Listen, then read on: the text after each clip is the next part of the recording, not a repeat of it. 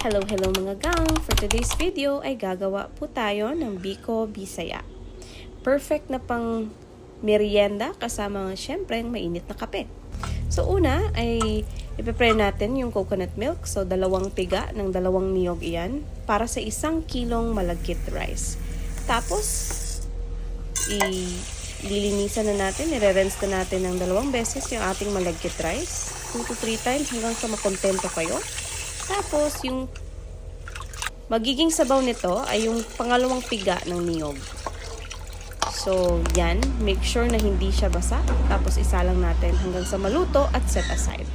Next, gagawa tayo ng latik. Siyempre, unahin natin ng niyog. Pakuluan. So, mga 2 niyog ito. Pwedeng gumamit ng 3 niyog para mas malasa ito.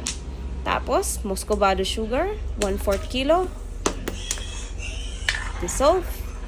Tapos, ay isasalang natin or ilalagay natin ang ating brown sugar, 1/2 kilo.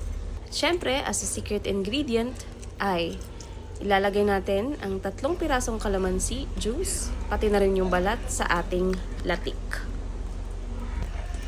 Imekos-mekos lang natin po mga gang, hanggang sa ito'y talagang maging ganitong itsura ng consistency ng ating latik. Haluin natin ng mabuti. Lastly, ilagay natin yung ating malagkit rice. Make sure na haluin natin ng mabuti para even yung pagka-distribute ng ating sauce o latik sa ating rice. At luto na po ang ating biko bisaya. Lagay na natin sa lagayan at syempre, i-enjoy natin sa kasama ang mainit na kape. So, for more videos like this, please like and subscribe at comment down below kung nagustuhan nyo ba ang biko bisaya.